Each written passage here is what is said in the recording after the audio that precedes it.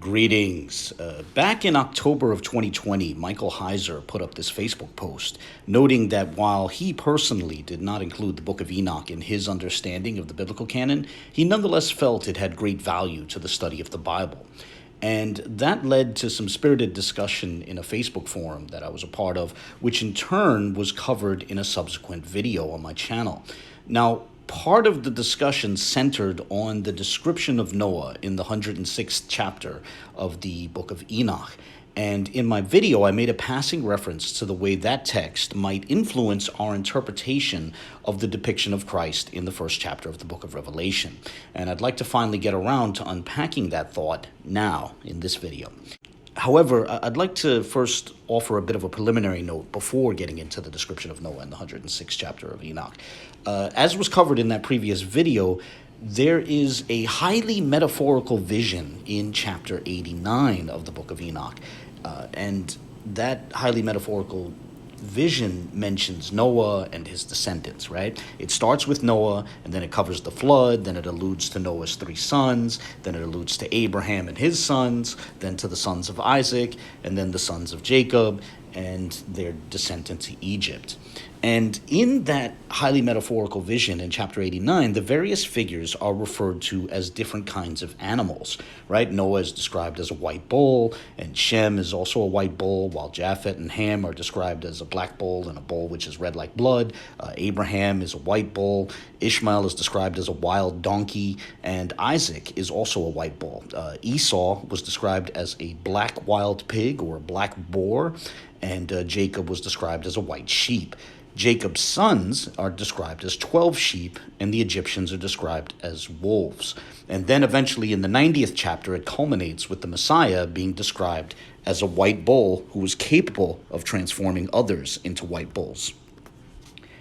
And you'll notice that aside from being likened to different animals, most of these descriptions or analogies or whatever you want to call it, most of these metaphorical descriptions have a color assigned to their description as well.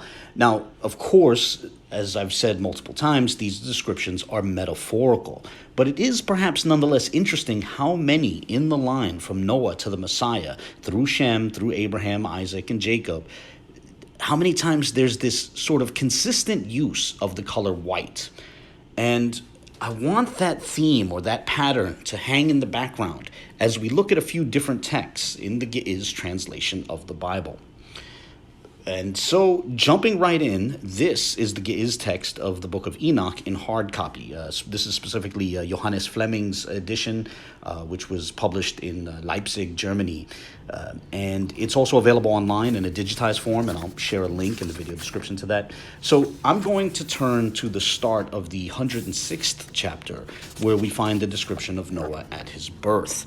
So here we are at the start of the 106th chapter, and the description of Noah at his birth begins at verse 2.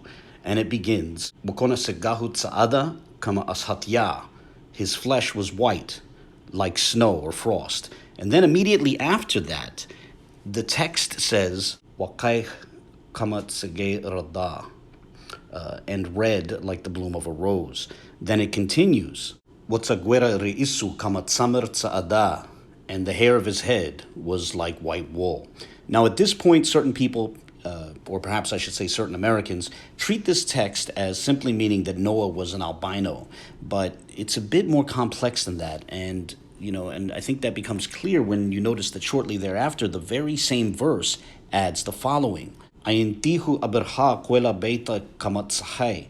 His eyes lit up the entire house like the sun. In other words, light was coming out of Noah's eyes. So much light was shooting forth from his eyes that it illuminated the entire house, right? So that's no ordinary albino, and therefore one should interpret this text as meaning that he was glowing, that in some sense this is like a sort of Noah, or in a state that would be quite glorified for the average human being, or relative to the average human being. He was glowing is the main point, right? And having looked at that, I'd like to keep that in mind as we look at some other texts in both the Old and New Testaments. So I want to start with this volume here, titled Bəluy Kidan, which means the Old Testament. And this is actually a multi-volume work, but we'll be looking at specifically the third volume, which includes the Song of Songs, which is a dialogue between a male speaker and a female speaker. Now, some take the view that the dialogue in the Song of Songs is merely between Solomon and one of his women, but historically, many Christians have taken the view that the dialogue is between Christ and the church. With either view in mind, you can hold to either view, I'd like to look at the 5th chapter, specifically the 10th verse. And irrespective of whether you think the male speaker is Solomon or Christ, the Ge'ez translation of Songs 5:10 says the following about the male speaker. My brother is white and red. And these are the same terms which were used to describe Noah in the book of Enoch, which we just looked at. Now, to be clear, the point of this comparison was to use Michael Heiser's approach as the base of a thought experiment, right? Irrespective of what you think about the canonicity of the book of Enoch, what might it look like if we read the book of Enoch together with certain verses in what might be described as the undisputed canon, right? Especially if we read the text together in Ge'ez, because the book of Enoch is part of the Ge'ez Bible. And I think such an approach narrows the scope in interesting ways. But moving forward with that in mind, I'd now like to switch to this volume, titled Hadis Kidan, or the New Testament. And we'll be looking at a couple different texts. The first one in the Gospel of Matthew, specifically the 17th chapter, which covers the Transfiguration. And in that chapter, verse 2 describes Jesus at the Transfiguration this way. His face was illuminated like the sun.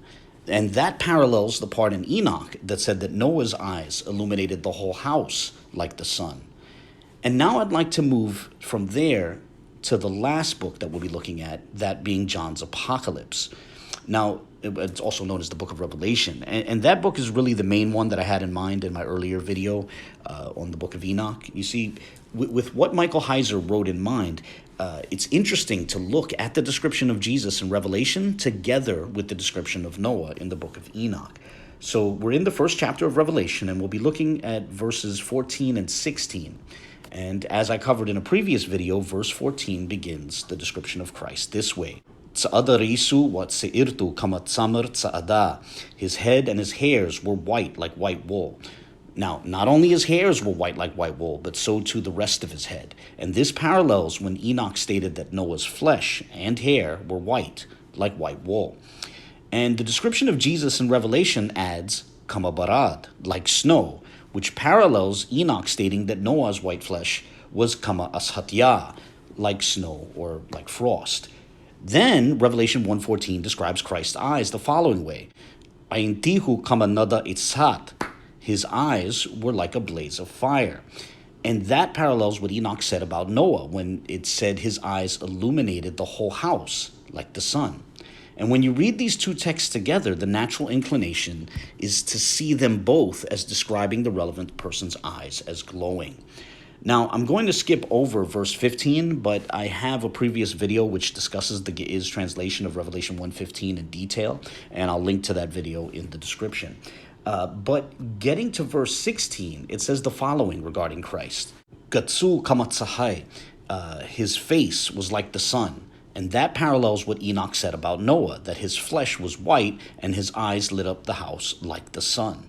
It also parallels what we saw in Matthew 17:2, which uses the exact same Ge'ez phrase, Gatsu kamatsahai, his face was like the sun, his face like the sun.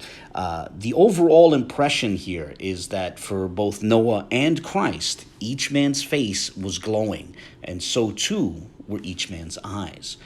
And so, having shared all that, I'm going to bring this video to a close. But in doing so, I want to sum up all the parallels which were covered here, right? First, the book of Enoch saying that Noah's flesh was white, like snow, and red like the bloom of a rose, parallels Songs 5:10, saying that the male speaker there is white and red. Second, the book of Enoch saying Noah's flesh was white like snow parallels Revelation 1:14, saying Jesus' head and hairs were white like snow. Third, the book of Enoch saying the hair of Noah's head was like white wool parallels Revelation 1:14 saying Jesus' head and hairs were white like white wool. And fourth, the book of Enoch saying Noah's eyes illuminated the whole house like the sun parallels both Matthew 17:2 and Revelation 1:16 saying Jesus' face was like the sun. It also parallels Revelation 1:14 saying that Jesus' eyes were like a blaze of fire. Now, on a final closing note, I just want to offer the disclaimer that I am not arguing that Christ looked this way throughout his earthly ministry. I think part of the benefit of including the description of at the Transfiguration in Matthew 17 is that it helps to establish that this is Christ in what might be described as a glorified form. Okay? I hope that's clear. But with that, I'll close this video here. As always, I welcome any comments, questions, or criticisms. Let me say that criticism and correction are most welcome here, especially when it comes to my videos on Ge'ez, as I'm doing the amateur autodidact thing, so I'm sure my pronunciations are clumsily American, to put it mildly. And so, I can benefit from corrections. So feel free to share your thoughts, whether positive or negative, and God bless.